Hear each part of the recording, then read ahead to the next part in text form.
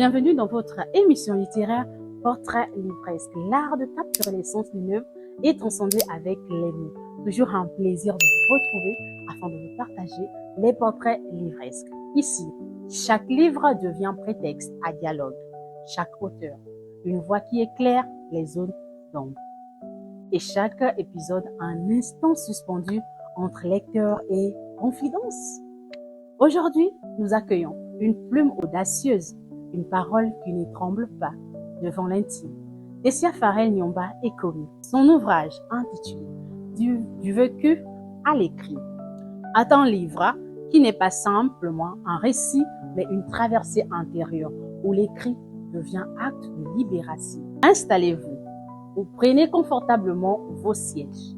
Ouvrons ensemble ce livre, page après page, question après question, jusqu'à toucher ce que les mots eux-mêmes peinent parfois à dire. Clap sur notre invité. Bonjour Tessia. Bonjour. Comment tu vas? Je vais bien, merci. Je suis ravie de te recevoir parmi nous dans Portrait livresque, l'émission qui donne la voix à nos auteurs gabonais et africains en général. Alors aujourd'hui, on va parler de ton livre Du vécu à l'écrit, qui est ton premier jet littéraire. Tessia, tu es journaliste culturelle, critique cinématographique. Est-ce que tu peux nous parler un peu de ton enfance? Qu'est-ce qui a fait en sorte que tu atterrisses dans le journaliste culturel? C'est la passion pour l'écriture. Déjà, depuis toute petite, moi, on m'appelait déjà journaliste au lycée. Au moment de la journaliste, lorsqu'on te demande d'écrire un texte, je veux faire des pages et des pages. Je me dis, c'est pas un roman, hein. Il faut, tu n'es pas journaliste, tu es étudiant, tu es élève et tout. Essaie de résumer, de synthétiser ce que tu dis et tout. Donc, tout part de là, tout part vraiment de la plume pour l'écriture dès le lycée. Je me rappelle qu'en cinquième, mon professeur, Madame Honorine Angemitsa, elle nous avait demandé de raconter comment s'était passé nos vacances. Et moi, j'ai tellement écrit qu'elle m'a mis un 18. Wow. Donc, t'as demandé l'intercalaire. C'est ça. Donc, c'est vraiment depuis l'enfance que j'ai l'amour pour l'écriture.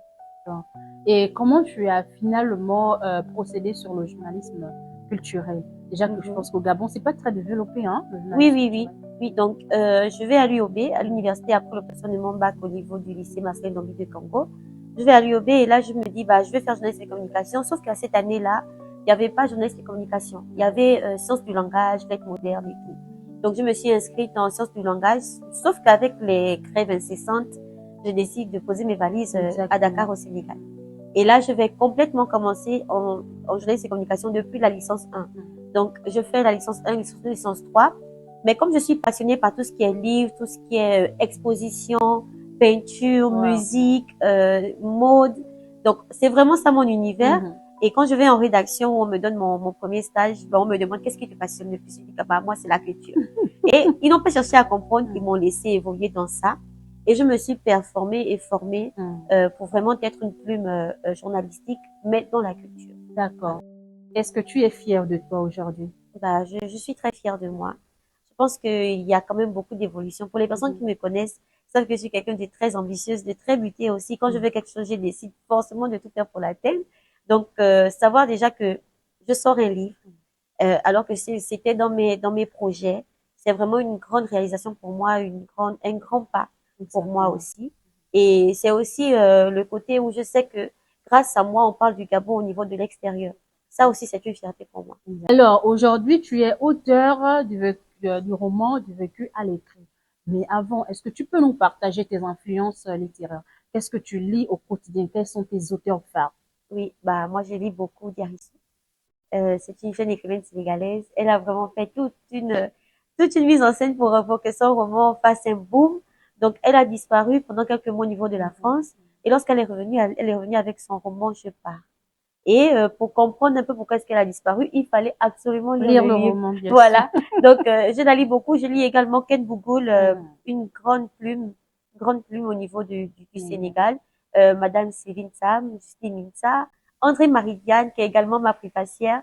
Elle écrit des textes vraiment qui mettent en avant le talent féminin. Et moi, ça vraiment, ça me touche. Après, j'aime aussi bien lire les journaux des femmes comme Nini, il y a beaucoup d'écrivains dont j'ai même cité des Les noms noms dans le bien livre. sûr. Justement, c'était pour leur faire un clin d'œil pour que, voilà, ça ne passe pas un peu inaperçu. Des grands noms dans le Des livre, grands bien noms, sûr. hein, bien sûr, des grands noms. On parle de Nelson Mandela, on parle de Sénèque, Nietzsche, voilà, voilà. tout ce monde. Donc, c'était aussi un peu de donner aussi un peu, leur donner aussi un peu un espace pour leur rendre hommage. D'accord. Parce que très souvent, on veut oublier certains noms, mais il y a des noms qu'on peut pas oublier. On peut pas oublier des noms Exactement. comme Aimé Césaire, on peut pas oublier des noms comme Nelson Mandela. Donc, moi, j'ai voulu faire ma part en les citant un peu dans mon livre par rapport aux mots qu'ils ont dit et qui me touchaient. D'accord. Bien dit, il y a des auteurs, des personnages, des Mhm. autorités qu'on ne peut pas Oublier. oublier, ce qui est vrai. Tout comme il y a des livres qu'on ne peut pas Mhm. oublier. Alors, Exactement. un livre en particulier que tu Un ne livre en pourras jamais particulier, oublier. jamais oublié, Malédiction de Sylvine Sarr. Oui, D'accord, Malédiction de malédiction. Sylvine Sarr. Avec Moi, la Joël. plume, oui, avec Joël, moi, la plume, elle m'a captivée. On est dans une atmosphère de sombriété, Ouais, beaucoup de négativité. exactement. On C'est est un dans, roman noir. voilà, exactement, vraiment, le côté mystérieux, le côté tradition, ça m'a, Mystique, bien voilà, très sûr aussi. mystique, ça m'a vraiment, ça m'a fait accrocher et j'ai aimé le livre. J'ai même écrit dessus sur la critique de FJ. Wow, super. Bien sûr, ça me donne l'occasion, voilà, de souligner que notre invitée Tessia a un blog sur Mhm, Internet, la critique de FJ, mhm. Fabiola. Oui, c'est ça. Le J. Fabiola, c'est Fabiola, le F, c'est pour Fabiola, et le J, c'est journaliste. D'accord. Voilà les amis, je suis avec notre invitée journaliste culturelle qui est ici Tessia Nyomba et Komu.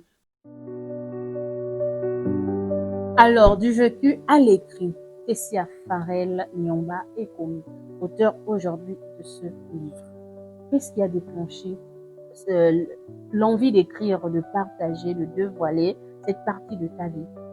Bah, c'est beaucoup de douleur. C'est un événement très triste qui m'a poussé à écrire. C'est la perte de ma maman.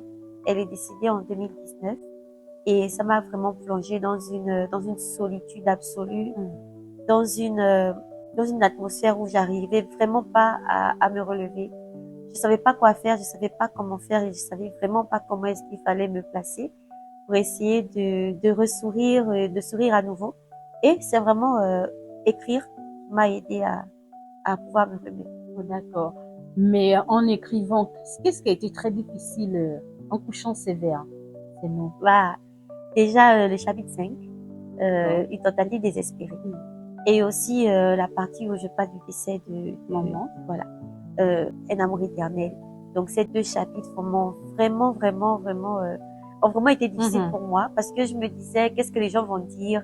Est-ce qu'ils vont pas dire que je fais semblant? Est-ce que c'est pas juste pour attirer de Exactement. l'attention?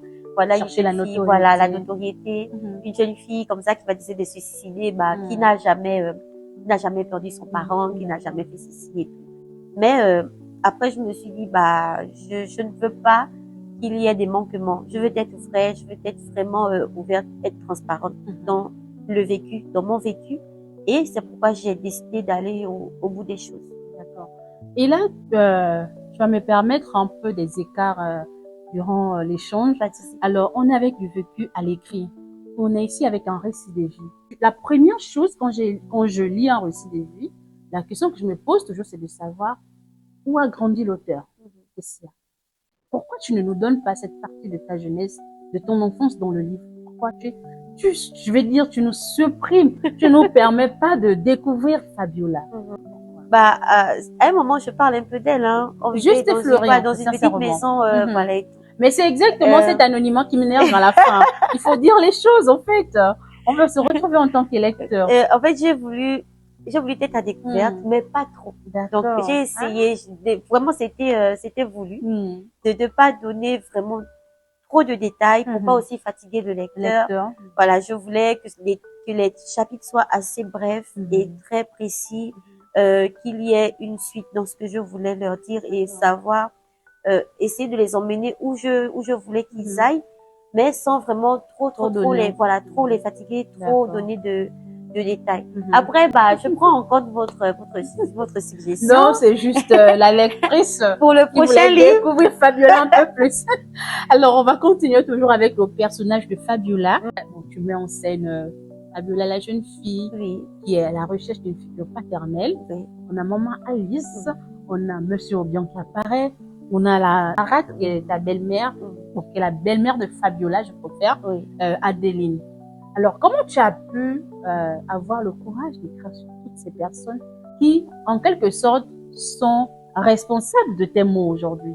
Parce que ta maman te prive en quelque sorte de ton père te prive de son amour, Je vous assure. tu vois? Et là, on a une Adéline qui veut se venger de sa propre vie sur toi. Comment tu as Exactement. pu écrire ce parcours de vie-là? Bah, je vais revenir sur mes mots. Hein. C'est la douleur. La douleur d'abord qui me fait écrire. Et comme je n'ai pas voulu cacher les choses, j'ai voulu partager dans le vrai. J'ai voulu faire ressentir à l'autre ce que moi aussi j'ai vécu. Je me suis dit, je ne peux pas enlever certains passages qui sont vraiment reliés à moi et je vais le leur servir. Donc, lorsque je parle d'Adéline, je dis ce qu'elle a fait, comment est-ce elle m'a prise, voilà, voilà, la Exactement. façon dont elle s'est comportée. Euh, mais derrière, je donne une sorte de justification. Voilà, pour qu'on ne reste pas dans la mesure où c'est vraiment un mauvais personnage et Ouais, tout. une violence Voilà, voilà, gratuite, voilà, une violence gratuite et tout. Donc, j'essaie de de trouver, voilà, de justifier justifier un peu les ce actions, comportement, oui. ce comportement. Il y avait une raison derrière. Voilà, elle Exact. ne s'attendait pas à ça. Elle n'était pas prête. Elle aurait peut-être voulu Ouais, elle que cet souffrait aussi. Obion-là, voilà, que cet Obion-là l'aime beaucoup plus qu'Alice. Mais ce n'a pas été le cas. Bah, les choses qui sont arrivées sont arrivées. Donc, j'écris sur ça parce que je me dis, ça fait également partie intégrante de ma vie. Donc, il faudrait également que je partage avec les lecteurs et avec le public cette partie-là, même si c'est très intime. Mais je suis sûre que dans leur entourage, il y a forcément quelqu'un, un enfant, une jeune fille qui a vécu la même histoire. Et ce que je voulais, c'est qu'ils puissent aussi se retrouver un peu dans le parcours de voilà, Fabiola. exactement. Et là, on va prendre la page 30. On est à la page 38. Éternel amour maternel. Il y a des souvenirs qui restent gravés dans la mémoire, comme des éclats de lumière dans une obscurité persistante. Ma mère, Alice, c'est cette lumière, malgré la maladie qui affaiblissait son corps. Elle restait forte, une ancre dans un océan de tempête. Ses mains, bien que devenues frêles, avaient toujours cette douleur inégalable. Et son sourire, même fatigué, éclairait mes jours les plus sombres. Tu nous décris un amour assez passionnant, un amour, comme tu le dis si bien, inégalable. Mais j'avoue que au début, je n'ai pas ressenti cet amour, mais tu te rattrapais. Tu te rattrapais à travers le rêve, voilà, bon, dès le début de la maladie de maman Alice. Et là, je viens te poser la question, Fabiola. Toi qui es, Fabiola, pardon, qui est le personnage, attachée à sa mère, attachée vraiment à sa mère, Très attachée. qui finalement va appeler sa mère au fil du récit pour Alice. On a encore Fabiola qui finalement va appeler, qui appelle son père papa, puisqu'ils vont se retrouver. Et par la suite du récit, va dire Obian. Pourquoi? Bah, c'était aussi pour mettre un peu de distance. Mettre aussi un peu de distance entre, entre le personnage et la fille, ou plutôt l'écrivaine, s'il faut le dire ainsi. Je vois. As-tu craint l'exposition de ton intimité? Comment as-tu géré les regards de l'entourage? Bah, je vous assure que J'espère qu'ils ont lu d'abord. Hein? Exactement, justement, voilà pourquoi je dis que c'est pas encore, je veux dire que c'est pas encore allé au bout des choses, parce que il y en a, par exemple, Adéline ou encore Obion et tout, ils sont peut-être en province, ils sont pas ici. Il y en a qui n'ont pas encore eu le livre. Après, mon entourage, par exemple, ma famille maternelle et tout, ils ont été très encourageants, ils n'ont pas été pessimistes, ils m'ont encouragé, ils ont bien reçu le livre. Après, il y en a qui me disent, bah, comment est-ce que tu as pu exposer tel comme Exactement. ça? Comment est-ce que tu as pu exposer tel comme ça? Après, je leur dis, bah, vous savez, lorsque j'ai écrit, hein, c'est pas pour, comme je disais, c'est pas pour un règlement de compte. J'ai écrit parce que je voulais partager d'abord mon histoire, voir si ma plume pouvait intéresser les lecteurs et voir si je pouvais aussi inscrire mon nom en tant qu'écrivaine gabonaise, en fait. Donc, il n'y a pas que le côté historique, il y a aussi, l'histoire derrière. S'ils lisent le livre, ils vont comprendre au bout, à la fin. Exactement. À la fin, il y a un message qui passe. Et derrière, bien voilà. sûr. Donc, Ce que je leur dirais là, vu que vous me donnez la possibilité de m'adresser à Allez, eux, vas-y. lorsque vous allez lire le livre, vraiment, c'est pas un règlement du compte. J'ai juste voulu partager ma plume et aussi écrire et partager mon histoire avec les jeunes Gabonais, Gabonaises et Africains. Voilà. Voilà. Alors, Mhm. Tessia, ce livre, ce carnet que ta maman te donne dans le songe, euh, ce stylo, où sont-ils? Bah, ça, c'est de l'utopie. Ça vient de l'imaginaire. D'accord. J'ai ajouté un peu de, Ah oui. voilà, j'ai ajouté un peu de fiction. D'accord. Mais en quelque sorte, c'est aussi un peu Mm. l'explication pour dire que bah, on m'a remis un stylo Mhm. et un carnet, bah, il y a justement concrétisation. Mm. Parce que le livre, il est là, il est Bien né sûr. et on est allé un peu au bout des Bah, choses. c'est l'appel alors que tu as reçu dans le songe. Mhm. Alors, cette partie où il y a rédemption, Mhm. la recherche de la rédemption à travers le songe, pourquoi tu as voulu procéder ainsi? Est-ce que c'est comme ça que Fabiola, euh, pour essayer, voilà, je vais dire ça comme ça, pour essayer de trouver la rédemption pour elle-même Mhm. d'abord, parce qu'il faut la paix intérieure pour aller de l'avant. Mhm. Quelqu'un qui a subi des maltraitances de la part de sa belle-mère Mhm. et là, l'absence aussi du père, et même étant dans la maison du père, c'est encore autre chose. Et du coup, je me suis dit, à travers le songe, pourquoi passer par le songe? On va voir une Adaline Mhm. repentie, on va voir un papa clean, comme on dit, on va voir sa maman Alice qui revient pour lui dire qu'il faut vivre pour toi pour trouver la guérison. Pourquoi tu es passé par le songe? Bah, déjà, c'est peut-être parce que dans la vraie vie, ça n'a pas été fait. D'accord, Donc, je me suis dit, bah, peut-être qu'ils auraient besoin d'un espace pour le faire. Et ce serait d'accord. bien de le faire en songe. Mhm. Parce que là-bas, on est libre. On n'a pas de compromis. Il y a Mhm. personne qui vous regarde. Personne Exact. ne vous juge. Et j'ai décidé de passer par le rêve justement pour ça. Pour pouvoir D'accord. leur donner, La voilà, la possibilité. possibilité de s'exprimer. Mhm. En fait, j'ai voulu qu'ils me disent, ou plutôt je leur ai fait dire des choses que j'ai voulu qu'ils me disent Ils n'ont eux-mêmes. jamais dit Voilà. ça? Ils n'ont jamais fait. Ouh là là. Ils n'ont jamais fait. Ils n'ont jamais fait. Donc, moi, voilà, je me suis prêtée au Mhm. jeu et je leur Exact. ai fait dire Exact. ce que j'aurais voulu qu'ils me disent. Et que tu Tout attends toujours simplement. ou Et bien? j'attends toujours, hein. Bien sûr. J'attends toujours. D'accord. C'est un récit difficile pour l'auteur qui a décidé, voilà, de vous partager cette intimité pour essayer de donner la voix à ses enfants dans l'ombre qui subissent.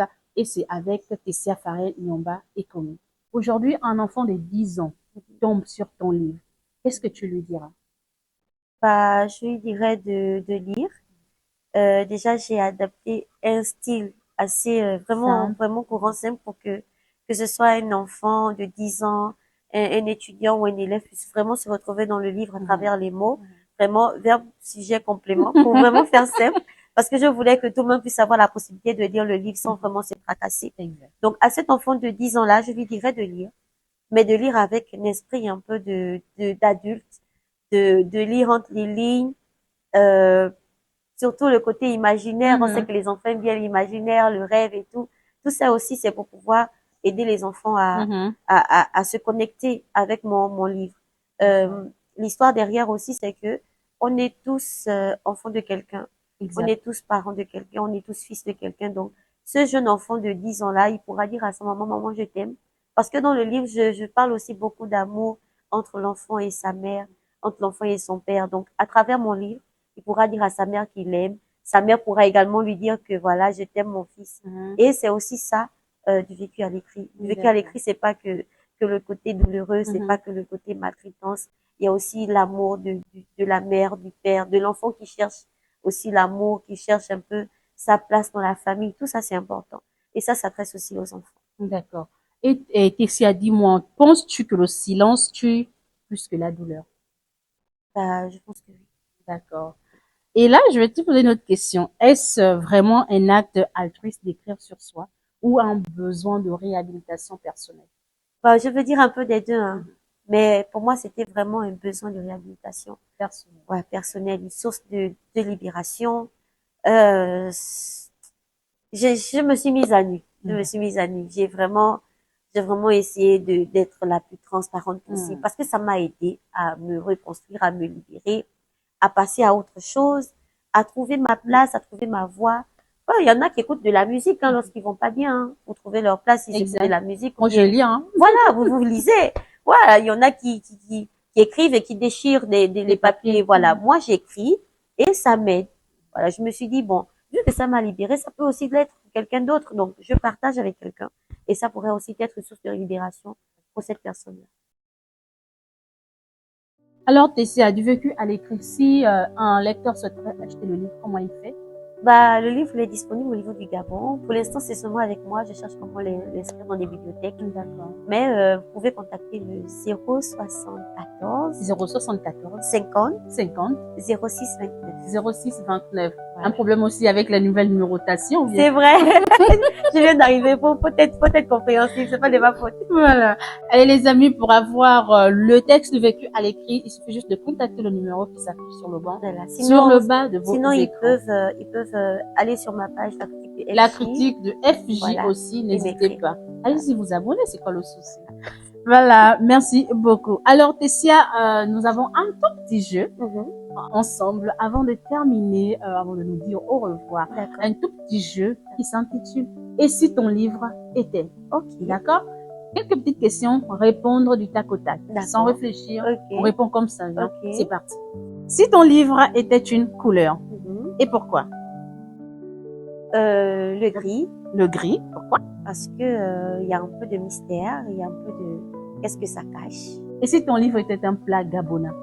Bah, l'aubergine dans le maquereau fumé. Si ton livre était un animal nocturne? La chouette. Si ton livre était un cri dans la nuit, ce serait? Oula. Oula. Oula. Si tu devais le résumer en une chanson, tu me donnes le titre, l'artiste et le style musical. Ce serait Goulmami de Orchestra Baobab. Le style musical, c'est du jazz. Ok. Si tu devrais l'offrir à une célébrité vivante ou morte, à qui irait ce cadeau littéraire? Je signe ça. D'accord. 3 mots pour l'interdire et 3 mots pour le défendre. Non, pas question. Laissez tomber. Et pour le défendre, incroyable, attachant, magnifique. Très bien. Et si tu devais transformer ton livre en un objet symbolique, une valise, une corde, une lanterne, un tambour, que choisirais-tu? Le tambour. Très bien. Voilà, Tessia, merci beaucoup pour ce jeu magnifique. Merci à vous.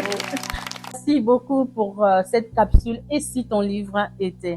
Alors, Tessia, est-ce que tu es sur un nouveau projet d'écriture? Bah oui, j'ai commencé. Oh, on traîne pas là. Bah oui, on espère maintenant que la plume sera également à la hauteur de ce premier jet. Exact. Et que les lecteurs seront tout autant animés et intéressés par ce qui viendra. Voilà.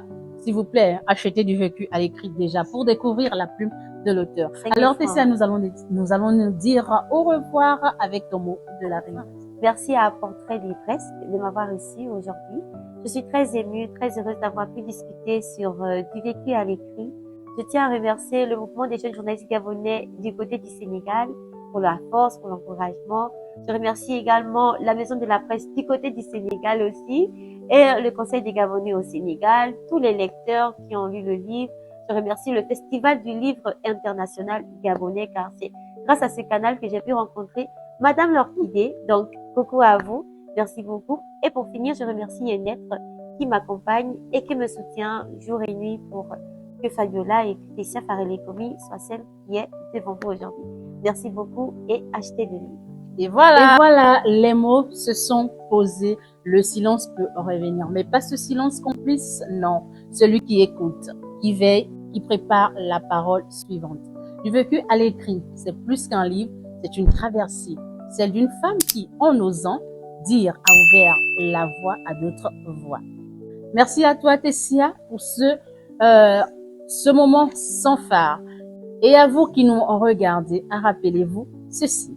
Chaque récit porté avec sincérité devient une lanterne sur le chemin des autres. L'Orchidée vous dit, lisez pour ne pas oublier. Écrivez pour ne pas vous perdre. À très bientôt pour un nouveau portrait livresque. Mais attention, n'oublions pas les gestes viraux. On like, on partage et on commente la vidéo de Cœur de Bulle Fâché. Ciao!